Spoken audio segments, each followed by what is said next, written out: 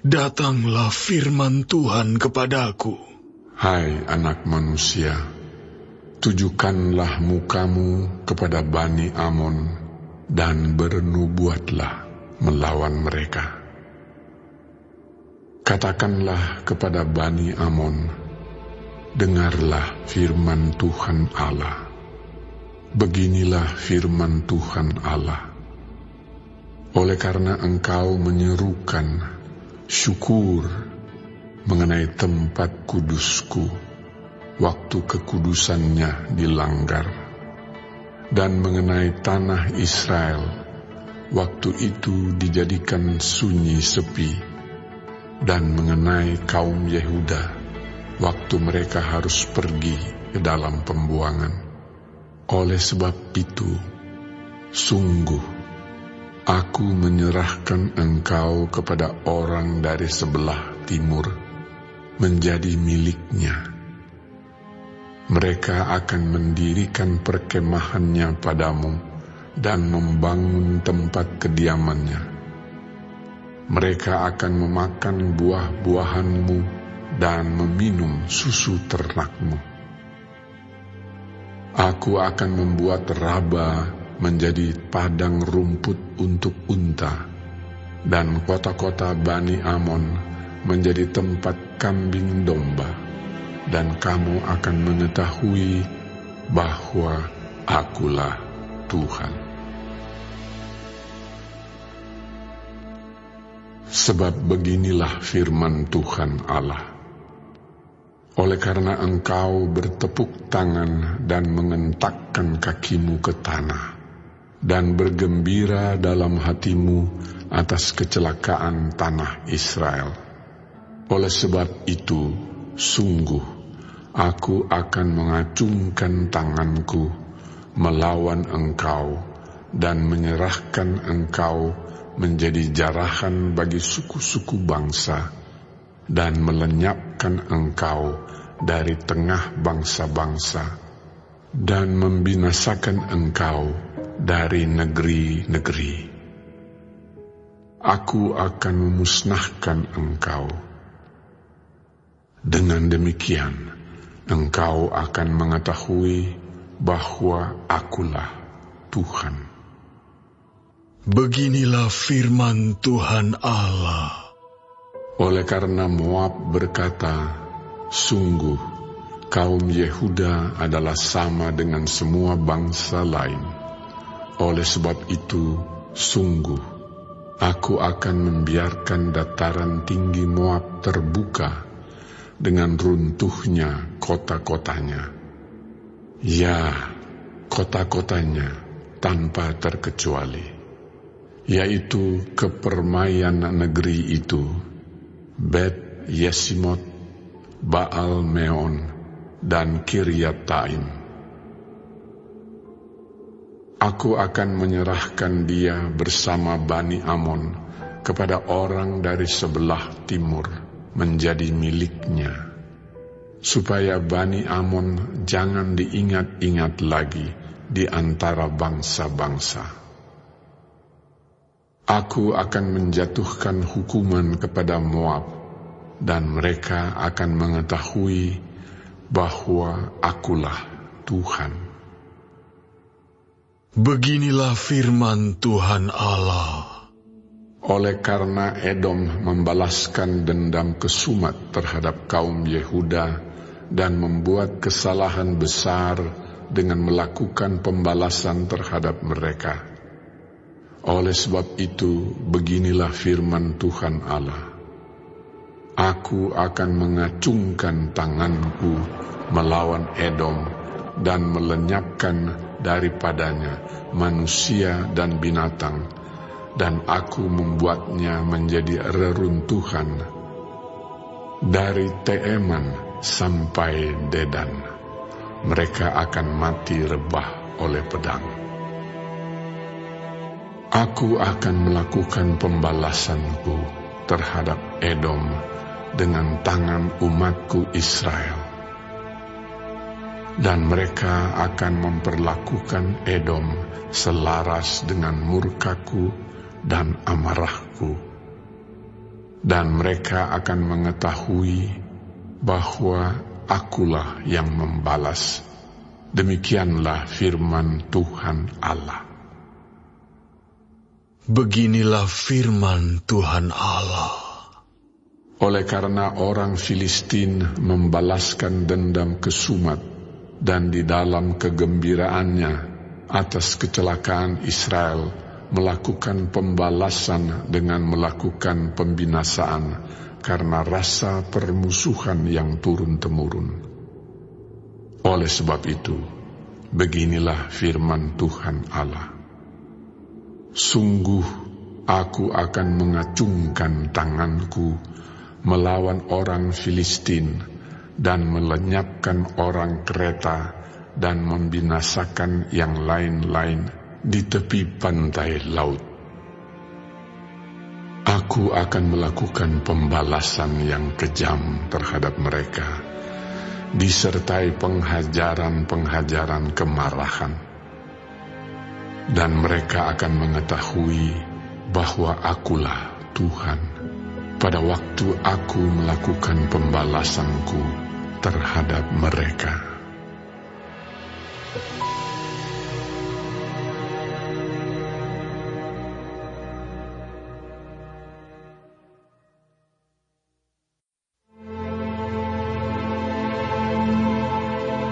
Pada tahun ke-11, dalam bulan yang tertentu, pada tanggal 1 bulan itu, datanglah firman Tuhan kepadaku. Hai anak manusia, oleh karena Tirus berkata mengenai Yerusalem, syukur, sudah rusak pintu gerbang bangsa-bangsa itu. Ia akan beralih kepadaku, sehingga aku menjadi penuh, tetapi ia menjadi reruntuhan. Oleh sebab itu, beginilah firman Tuhan Allah.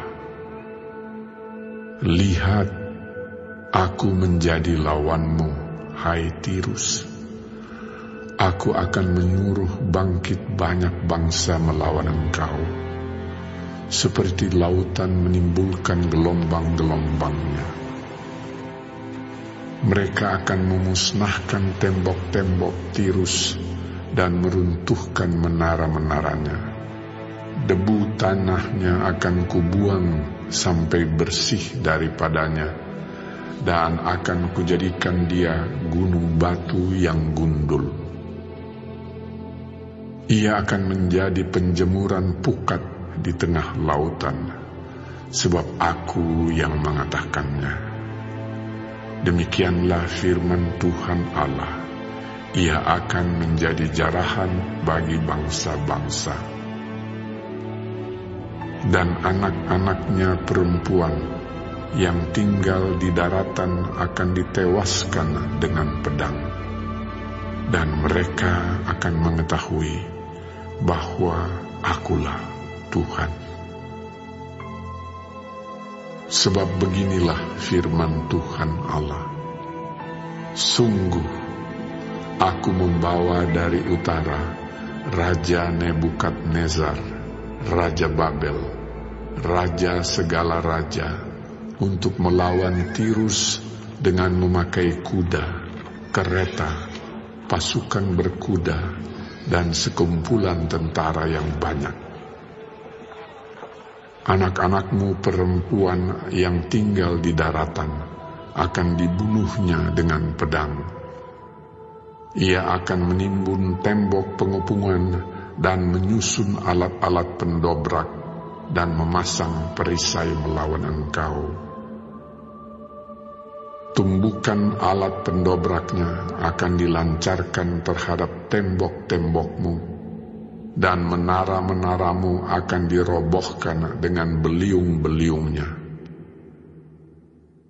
Kudanya adalah begitu banyak, sehingga engkau akan ditutupi oleh abu, karena derap pasukan berkudanya dan kertak roda keretanya. Tembok-tembokmu akan gemetar kalau ia memasuki pintu-pintu gerbangmu, seperti orang memasuki kota yang sudah terbuka karena pendobrakan. Dengan kaki kuda-kudanya, ia hendak menginjak-injak semua jalan-jalanmu. Rakyatmu akan dibunuh dengan pedang, dan tugu-tugu yang kau andalkan akan dirobohkan ke tanah. Mereka akan merampas kekayaanmu dan menjarah barang-barang perniagaanmu. Mereka akan meruntuhkan tembok-tembokmu dan merobohkan rumah-rumahmu yang indah. Batumu, kayumu, dan tanahmu akan dibuang ke dalam air. Aku akan mengakhiri keramaian nyanyianmu, dan suara kecapimu tidak akan kedengaran lagi. Aku akan menjadikan engkau gunung batu yang gundul, dan dengan demikian engkau akan menjadi penjemuran pukat, sehingga engkau tidak akan dibangun kembali. Sebab aku, Tuhanlah yang mengatakannya. Demikianlah firman Tuhan Allah. Beginilah firman Tuhan Allah kepada Tirus. Apakah daerah pesisir tidak akan gemetar mendengar derum kejatuhanmu? Kalau orang-orang yang berebahan mengerang karena pembunuhan bersimaharajalela di tengah-tengahmu. Semua pemuka bangsa-bangsa yang di tepi lautan akan turun tahta dan menjauhkan jubah-jubah kerajaannya dan menanggalkan pakaiannya yang berwarna-warna. Mereka akan diliputi kegentaran dan akan duduk di tanah. Mereka akan gentar senantiasa dan kaget melihat engkau. Dan mereka akan mengucapkan suatu ratapan mengenai engkau dan akan mengatakan kepadamu, bagaimana engkau, hai kota yang terpuja, hilang dari lautan, kota yang berkuasa di laut, engkau dengan pendudukmu yang menimbulkan ketakutan pada penduduk di daratan. Sekarang daerah pesisir jadi gentar pada hari jatuhmu. Ya, daerah pesisir yang di tepi laut gempar mendengar kesudahanmu. Sebab beginilah firman Tuhan Allah. Pada saat aku menjadikan engkau kota reruntuhan, seperti kota-kota yang tidak berpenduduk lagi, kalau aku menaikkan pasang samudera raya atasmu dan air banjir menutupi engkau, maka aku akan menurunkan engkau, supaya engkau bersama-sama di sana dengan orang-orang yang turun ke liang kubur kepada bangsa dahulu kala, dan aku akan membuat engkau tinggal di bumi yang paling bawah, seperti reruntuhan dahulu kala, bersama dengan orang-orang yang turun ke liang kubur, supaya engkau jangan lagi didiami orang, dan jangan tampil lagi di negeri orang-orang hidup.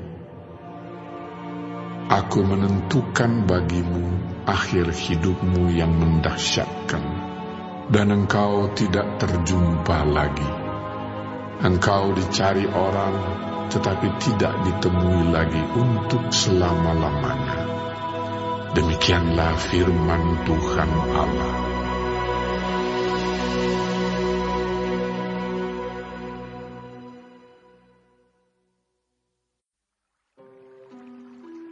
Tuhan adalah Raja. Ia berpakaian kemegahan. Tuhan berpakaian, berikat pinggang kekuatan. Sungguh telah tegak dunia, tidak bergoyang. Tahtamu tegak sejak dahulu kala, dari kekal engkau ada. Sungai-sungai telah mengangkat, ya Tuhan. Sungai-sungai telah mengangkat suaranya. Sungai-sungai mengangkat bunyi hempasannya. Daripada suara air yang besar, daripada pecahan ombak laut yang hebat, lebih hebat Tuhan di tempat tinggi. Peraturan-Mu sangat teguh, bait-Mu layak kudus, ya Tuhan, untuk sepanjang masa.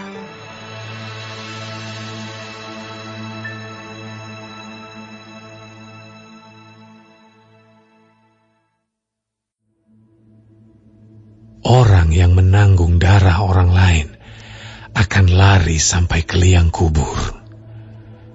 Janganlah engkau menahannya. Siapa berlaku tidak bercela akan diselamatkan, tetapi siapa berliku-liku jalannya akan jatuh ke dalam lubang. 6 hari sebelum Paskah, Yesus datang ke Betania, tempat tinggal Lazarus yang dibangkitkan Yesus dari antara orang mati. Di situ diadakan perjamuan untuk dia, dan Marta melayani, sedang salah seorang yang turut makan dengan Yesus adalah Lazarus. Maka Maria mengambil setengah kati minyak narwastu murni yang mahal harganya, lalu meminyaki kaki Yesus dan menyekanya dengan rambutnya, dan bau minyak semerbak di seluruh rumah itu. Tetapi Yudas Iskariot, seorang dari murid-murid Yesus yang akan segera menyerahkan dia, berkata, "Mengapa minyak narwastu ini tidak dijual 300 dinar dan uangnya diberikan kepada orang-orang miskin?" Hal itu dikatakannya bukan karena ia memperhatikan nasib orang-orang miskin, melainkan karena ia adalah seorang pencuri. Ia sering mengambil uang yang disimpan dalam kas yang dipegangnya. Maka kata Yesus, "Biarkanlah dia melakukan hal ini, mengingat hari penguburanku. Karena orang-orang miskin selalu ada pada kamu, tetapi aku tidak akan selalu ada pada kamu." Sejumlah besar orang Yahudi mendengar bahwa Yesus ada di sana, dan mereka datang bukan hanya karena Yesus, melainkan juga untuk melihat Lazarus yang telah dibangkitkannya dari antara orang mati. Lalu imam-imam kepala bermufakat untuk membunuh Lazarus juga, sebab karena dia banyak orang Yahudi meninggalkan mereka dan percaya kepada Yesus. Keesokan harinya, ketika orang banyak yang datang merayakan pesta mendengar bahwa Yesus sedang di tengah jalan menuju Yerusalem, mereka mengambil daun-daun palem dan pergi menyongsong dia sambil berseru-seru, "Hosana! Diberkatilah dia yang datang dalam nama Tuhan, Raja Israel." Yesus menemukan seekor keledai muda, lalu ia naik ke atasnya. Seperti ada tertulis, "Jangan takut, hai putri Sion. Lihatlah, rajamu datang, duduk di atas seekor anak keledai." Mula-mula murid-murid Yesus tidak mengerti akan hal itu. Tetapi sesudah Yesus dimuliakan, teringatlah mereka bahwa nas itu mengenai dia, dan bahwa mereka telah melakukannya juga untuk dia. Orang banyak yang bersama-sama dengan dia ketika ia memanggil Lazarus keluar dari kubur dan membangkitkannya dari antara orang mati, memberi kesaksian tentang dia. Sebab itu, orang banyak itu pergi menyongsong dia, karena mereka mendengar bahwa ia yang membuat mujizat itu.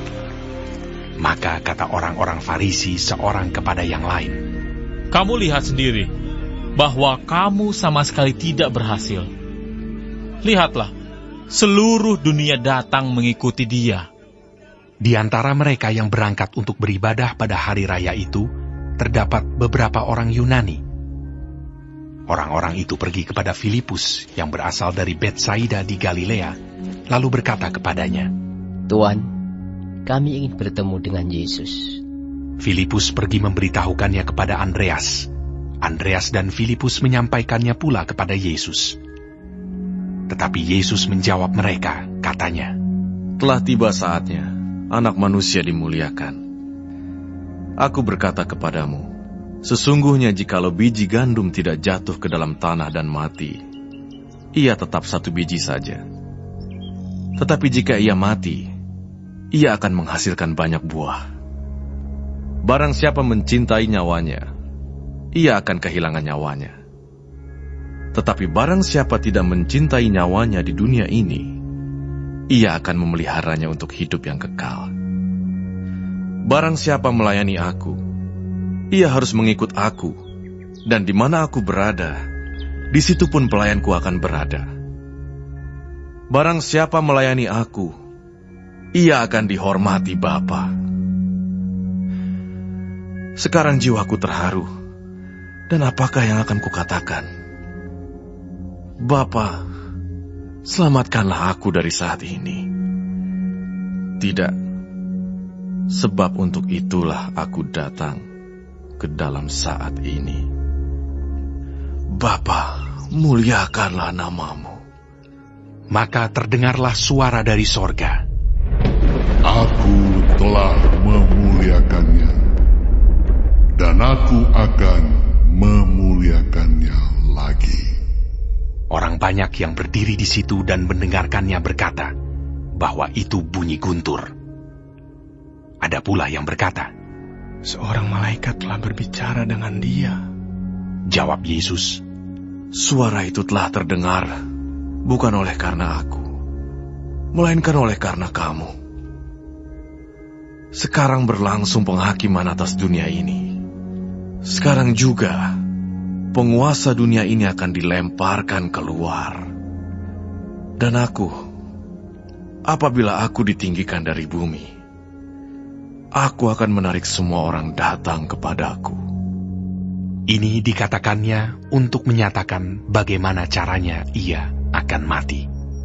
Lalu jawab orang banyak itu, Kami telah mendengar dari hukum Taurat bahwa Mesias tetap hidup selama-lamanya. Bagaimana mungkin engkau mengatakan bahwa anak manusia harus ditinggikan? Siapakah anak manusia itu? Kata Yesus kepada mereka, Hanya sedikit waktu lagi terang ada di antara kamu. Selama terang itu ada padamu, percayalah kepadanya, supaya kegelapan jangan menguasai kamu. Barang siapa berjalan dalam kegelapan, ia tidak tahu kemana ia pergi. Percayalah kepada terang itu, selama terang itu ada padamu, supaya kamu menjadi anak-anak terang. Sesudah berkata demikian, Yesus pergi bersembunyi dari antara mereka. Dan meskipun Yesus mengadakan begitu banyak mujizat di depan mata mereka, namun mereka tidak percaya kepadanya, supaya genaplah firman yang disampaikan oleh Nabi Yesaya. Tuhan, siapakah yang percaya kepada pemberitaan kami? Dan kepada siapakah tangan kekuasaan Tuhan dinyatakan? Karena itu mereka tidak dapat percaya, sebab Yesaya telah berkata juga, Ia telah membutakan mata dan mendegilkan hati mereka, supaya mereka jangan melihat dengan mata dan menanggap dengan hati, lalu berbalik sehingga aku menyembuhkan mereka. Hal ini dikatakan oleh Yesaya karena ia telah melihat kemuliaannya dan telah berkata-kata tentang dia. Namun banyak juga di antara pemimpin yang percaya kepadanya. Tetapi oleh karena orang-orang Farisi, mereka tidak mengakuinya berterus terang, supaya mereka jangan dikucilkan. Sebab mereka lebih suka akan kehormatan manusia daripada kehormatan Allah. Tetapi Yesus berseru, katanya, Barang siapa percaya kepadaku, ia bukan percaya kepadaku, tetapi kepada Dia yang telah mengutus aku. Dan barang siapa melihat aku, ia melihat Dia yang telah mengutus aku. Aku telah datang ke dalam dunia sebagai terang, supaya setiap orang yang percaya kepadaku jangan tinggal di dalam kegelapan. Dan jikalau seorang mendengar perkataanku, tetapi tidak melakukannya, aku tidak menjadi hakimnya. Sebab aku datang bukan untuk menghakimi dunia, melainkan untuk menyelamatkannya. Barang siapa menolak aku dan tidak menerima perkataanku, ia sudah ada hakimnya, yaitu firman yang telah kukatakan. itulah yang akan menjadi hakimnya pada akhir zaman.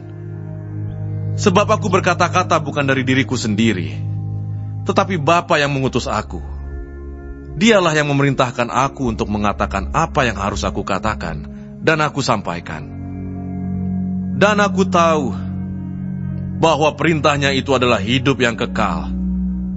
Jadi, apa yang aku katakan, aku menyampaikannya sebagaimana yang difirmankan oleh Bapa kepadaku.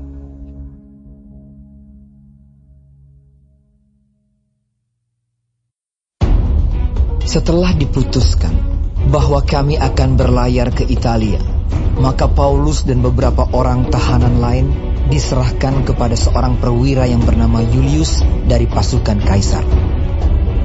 Kami naik ke sebuah kapal dari Adramyttium yang akan berangkat ke pelabuhan-pelabuhan di sepanjang pantai Asia, lalu kami bertolak.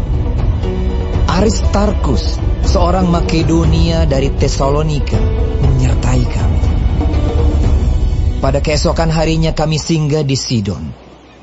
Julius memperlakukan Paulus dengan ramah dan memperbolehkannya mengunjungi sahabat-sahabatnya supaya mereka melengkapkan keperluannya. Oleh karena angin sakal, kami berlayar dari situ menyusur pantai Siprus. Dan setelah mengarungi laut di depan Kilikia dan Pamfilia, sampailah kami di Mira, di daerah Likia. Di situ perwira kami menemukan sebuah kapal dari Alexandria yang hendak berlayar ke Italia. Ia memindahkan kami ke kapal itu. Selama beberapa hari berlayar, kami hampir-hampir tidak maju, dan dengan susah payah kami mendekati Knidus. Karena angin tetap tidak baik, kami menyusur pantai Kreta melewati Tanjung Salmone. Sesudah kami dengan susah payah melewati tanjung itu, sampailah kami di sebuah tempat bernama Pelabuhan Indah dekat kota Lasea. Sementara itu sudah banyak waktu yang hilang. Waktu puasa sudah lampau dan sudah berbahaya untuk melanjutkan pelayaran. Sebab itu, Paulus memperingatkan mereka. Katanya, "Saudara-saudara, aku lihat bahwa pelayaran kita akan mendatangkan kesukaran-kesukaran dan kerugian besar. Bukan saja bagi muatan dan kapal, tetapi juga bagi nyawa kita." Tetapi perwira itu lebih percaya kepada jurumudi dan nakhoda daripada kepada perkataan Paulus. Karena pelabuhan itu tidak baik untuk tinggal di situ selama musim dingin, maka kebanyakan dari mereka lebih setuju untuk berlayar terus dan mencoba mencapai kota Phoenix untuk tinggal di situ selama musim dingin. Kota Phoenix adalah sebuah pelabuhan pulau Kreta yang terbuka ke arah barat daya dan ke arah barat laut. Pada waktu itu, angin sepoi-sepoi bertiup dari selatan. Mereka menyangka bahwa maksud mereka sudah tentu akan tercapai. Mereka membongkar sau, lalu berlayar dekat sekali menyusur pantai Kreta.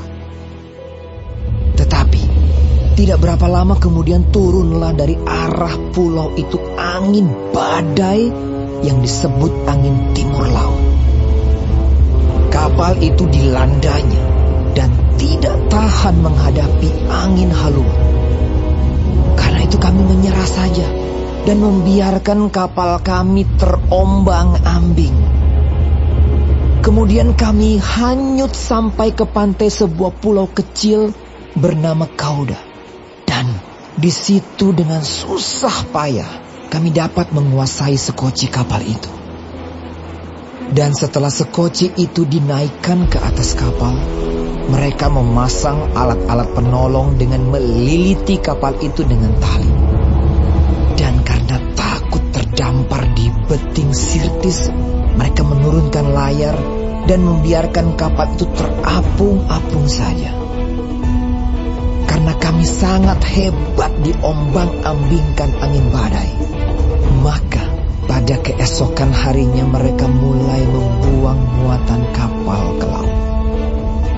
Dan pada hari yang ketiga, mereka membuang alat-alat kapal dengan tangan mereka sendiri. Setelah beberapa hari lamanya baik matahari maupun bintang-bintang tidak kelihatan, dan angin badai yang dahsyat terus-menerus mengancam kami, akhirnya putuslah segala harapan kami untuk dapat menyelamatkan diri kami. Dan karena mereka beberapa lamanya tidak makan, berdirilah Paulus di tengah-tengah mereka dan berkata, "Saudara-saudara, jika sekiranya nasihatku dituruti, supaya kita jangan berlayar dari kereta, kita pasti terpelihara dari kesukaran dan kerugian ini. Tetapi sekarang, juga dalam kesukaran ini, aku menasihatkan kamu supaya kamu tetap bertabah hati. Sebab tidak seorang pun di antara kamu yang akan binasa, kecuali kapal ini. Karena tadi malam, seorang malaikat dari Allah, yaitu dari Allah yang aku sembah sebagai miliknya, berdiri di sisiku, dan ia berkata, 'Jangan takut, Paulus. Engkau harus menghadap Kaisar. Dan sesungguhnya, oleh karunia Allah, maka semua orang yang ada bersama-sama dengan engkau di kapal ini akan selamat karena engkau. Sebab itu, tabahkanlah hatimu, saudara-saudara.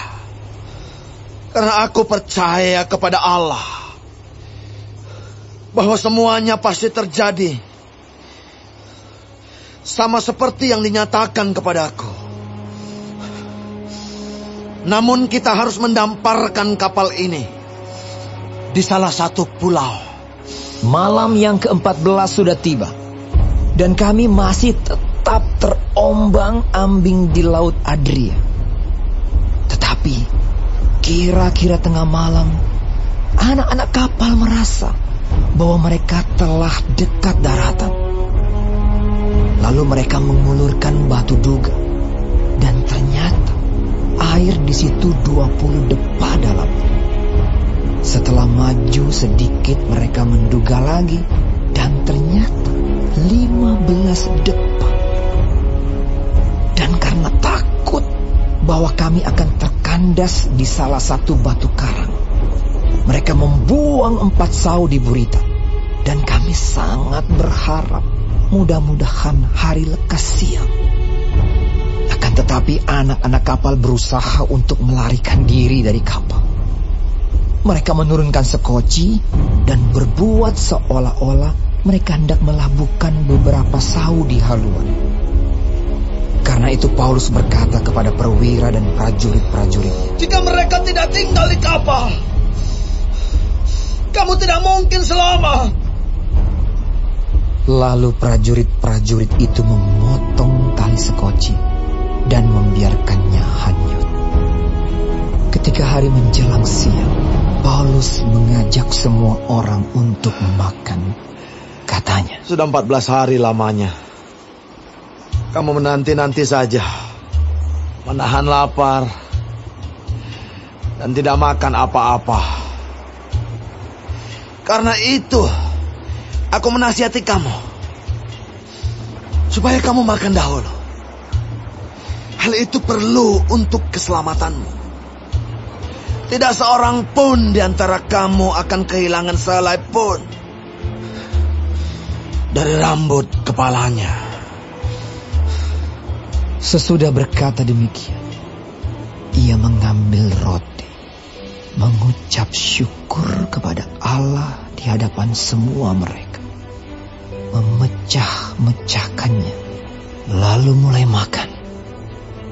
Maka kuatlah hati semua orang itu, dan mereka pun makan juga. Jumlah kami semua yang di kapal itu 276 jiwa. Setelah makan kenyang, mereka membuang muatan gandum ke laut untuk meringankan kapal itu. Dan ketika hari mulai siang, mereka melihat suatu teluk yang rata pantainya. Walaupun mereka tidak mengenal daratan itu, mereka memutuskan untuk sedapat mungkin mendamparkan kapal itu ke situ. Mereka melepaskan tali-tali sau, lalu meninggalkan sau-sau itu di dasar laut. Sementara itu, mereka mengulurkan tali-tali kemudi, memasang layar topang, supaya angin meniup kapal itu menuju pantai. Tetapi mereka melanggar busung pasir, dan terkandaslah kapal itu. Haluannya terpancang dan tidak dapat bergerak, dan buritannya hancur dipukul oleh gelombang yang hebat. Pada waktu itu, prajurit-prajurit bermaksud untuk membunuh tahanan-tahanan, supaya jangan ada seorang pun yang melarikan diri dengan berenang. Tetapi perwira itu ingin menyelamatkan Paulus. Karena itu ia menggagalkan maksud mereka dan memerintahkan supaya orang-orang yang pandai berenang lebih dahulu terjun ke laut dan naik ke darat, dan supaya orang-orang lain menyusul dengan mempergunakan papan atau pecahan-pecahan kapal. Demikianlah mereka semua selamat